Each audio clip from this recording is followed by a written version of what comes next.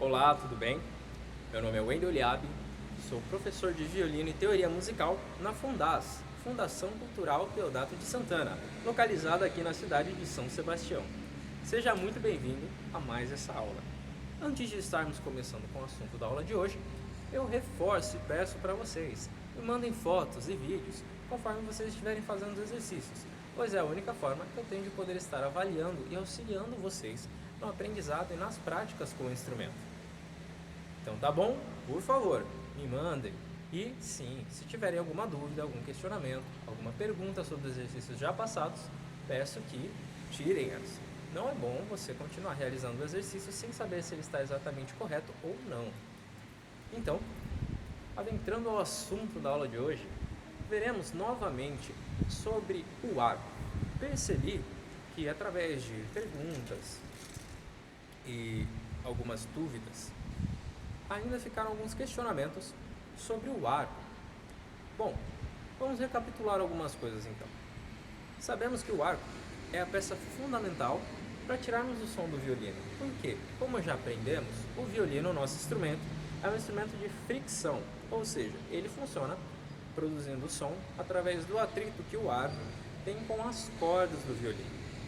E já aprendemos em algumas aulas a forma correta de se tirar o arco do violino. Lembrando, todos os estojos têm aquelas travas que utilizamos para poder prender o nosso arco para que ele não caia no instrumento quando estivermos andando com o estojo, carregando o violino para os lugares que formos.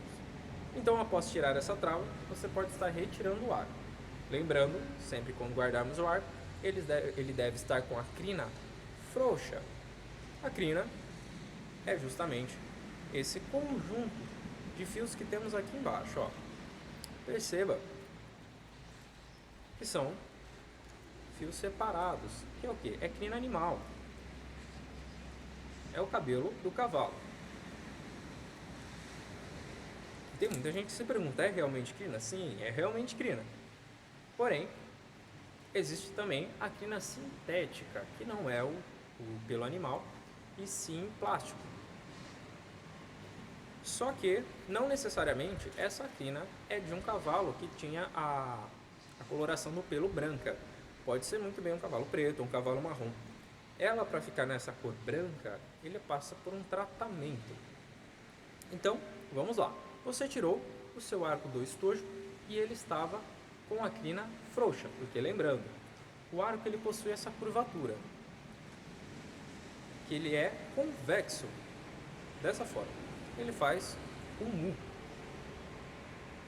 Quando deixamos a crina muito tempo apertado, com o tempo ele começa a perder essa curvatura, porque como já vimos, a madeira ela é muito sensível a temperaturas. Então, se você deixa o arco apertado no estojo, pode acontecer de com o tempo o arco ir perdendo essa curvatura e ao invés de ele ficar convexo, ele fica côncavo. Ao invés de ele ficar nesse formato, ele fica no formato contrário. Isso faz com que mude o peso do arco e você perca o ponto de equilíbrio do arco. Isso não é uma coisa boa quando acontece. Quando isso acontece, você tem que jogar o seu arco fora ou pedir para um luthier que consiga fazer que seja arquetaio também, porque ele pode fazer esse processo de restauração do arco e trazer o arco no formato original novamente. Mas vamos evitar fazer isso. É só simplesmente, toda vez que você for guardar o seu arco, você solte a crina. Lembrando, olha o parafuso. Ele você pode apertar, como pode soltar a crina. Então, antes de guardar, lembrando sempre, nunca esqueça, solte a crina. Porque é muito ruim perdermos um arco. E ainda mais por um motivo assim, por conta de descuido. Então sempre tome muito cuidado.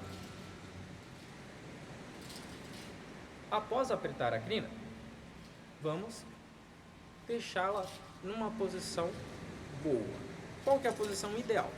Não tem exatamente um cálculo preciso, é exatamente essa posição. Ela precisa estar tensionada, ela precisa estar esticada. Porém, o arco ainda tem que manter a sua curvatura, uma leve curvatura, e ainda ter a tensão da crina. Igual, está num ponto ideal, está num ponto bom. Perceba que ele ainda continua com a curvatura, mas a crina está tensionada, não está frouxa. Agora eu posso sim realizar o meu exercício. E lembrando, essa atividade que nós aprendemos é para pegarmos o quê? A postura do arco e o controle dos dedos. Lembrem dos exercícios que eu passei com a caneta e com o tecido? Quando somamos esses dois, é a mesma coisa que estivéssemos trabalhando com o arco. Porém, com a caneta e com o tecido, temos que trabalhar isolado, porque não tem como juntar a força que aplicamos quando estamos movendo o tecido no momento em que estamos segurando a caneta, porque também a caneta ela não possui o mesmo peso do arco. Então, lembrando, o arco ele se divide em talão, essa região aqui, eu vou ter o meio, que é mais ou menos nessa região aqui, e aqui eu tenho a ponta. Lembrando, eu não posso encostar na crina de jeito nenhum. Perceba que eu não estou encostando na crina, estou apenas encostando na madeira. O único lugar que encostaremos na crina é quando formos colocar o dedão. O dedão, sim, ele fica apoiado nessa região, lembrando, a região em que apoiamos. Essa parte, recordando, é a guarnição, ou também podemos chamar de almofado, mas é mais conhecida como guarnição. Esse é o nome dela, guarnição, essa borracha que fica aqui. Aqui nós temos o talão, e entre a guarnição e o talão, nós colocaremos o dedão. Olha, até rimou. Porém, você colocou aqui, entre a guarnição e o talão, lembrando, você não vai colocar o dedão nesse vão. Muito cuidado com isso, não coloque o dedão no vão. Ele é só enfeite. Você colocará à frente e colocará o dedão entre a guarnição e o talão. Lembrando que o dedão tem que estar dobrado, mas apenas a ponta. Não faça esse movimento, dobrando o dedão para dentro da mão. Apoiou aqui o dedão entre a guarnição e o talão. Relaxa os dedos. Você só vai soltar os dedos em cima do arco. Após soltar os dedos em cima do arco, nós levantaremos o mindinho. Podemos usar até como referência o que fizemos com a caneta. Segunda falange do indicador, apoiou no arco. Terceira falange do dedo do meio, apoiamos no arco. Agora o dedo anelar vem junto com o dedo do meio. E o mindinho, colocaremos ele em pé ao final do arco, próximo ao parafuso. Dessa forma. Assim, teremos um equilíbrio para poder segurar o arco. Perceberemos nesse exercício que você sentirá o peso do arco com o mindinho, pois é ele que sustenta o arco. Com esse movimento, podemos trabalhar a sustentação e o equilíbrio do arco utilizando a posição correta. Esse exercício é um exercício que fica muito mais fácil após fazermos o exercício utilizando a caneta e usando o tecido. Perceba, todos esses exercícios que estão sendo dados, estão sendo passados, eles têm uma progressão, então, por favor, faça todas. Se tiver alguma dúvida em algum desses exercícios, tire-a, não fique com ela, pois isso vai fazer com que você, com o tempo, acabe tendo um desenvolvimento mais lento, ou fazendo, como eu já disse, apertando o freio da bicicleta. Não dá para andar se estiver com o freio pressionado. Então, sempre se atente a cada uma dessas movimentações, dessas posições, dessas posturas. Dedão dobrado, indicador com a segunda falange, dedo do meio, terceira falange, anelar logo ao lado, mindinho em pé, próximo ao parafuso. Muito cuidado para não colocá-lo no parafuso, porque quando colocamos o mindinho muito ao parafuso, temos que fazer uma tensão muito grande, forçá-lo, e não é isso que queremos. Use como referência a guarnição e o talão, apoie o dedão ao meio, depois relaxe os dedos e levante o mindinho. E é essa posição que utilizaremos. Para saber se está na postura certa, vamos realizar aquele exercício.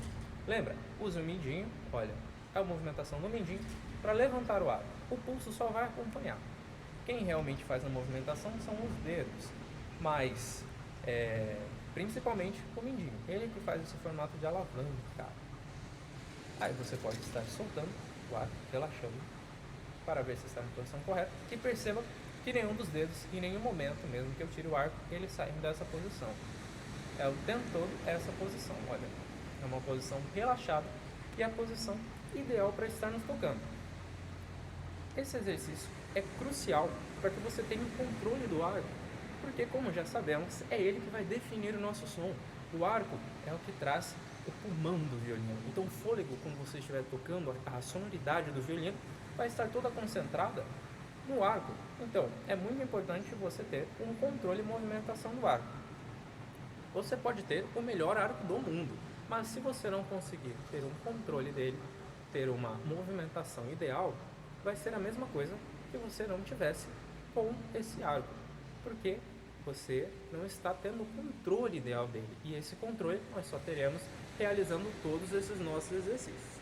Então, por favor, pegue, reveja todas as aulas. Se esqueceu algum exercício ou parou de fazer, por favor, peço que pegue-o, anote-o e comece a fazer. Todos. Lembrando, você nunca pode deixar de fazer nenhum deles, pois todos eles somados que vão dar para nós as habilidades e a capacidade que nós queremos e o processo de evolução no instrumento que nós queremos. Então, caso tenha ficado alguma dúvida, peço que me perguntem novamente, mandem vídeo e mandem foto de vocês fazendo esse exercício, colocando na postura, por favor. Isso é muito importante para mim, ver que vocês estão conseguindo realizar os exercícios e estão conseguindo ter um rendimento e conseguindo, é claro, realizar essa vontade que todos vocês têm de aprender a tocar violino. Essa é a nossa aula de hoje e até a próxima!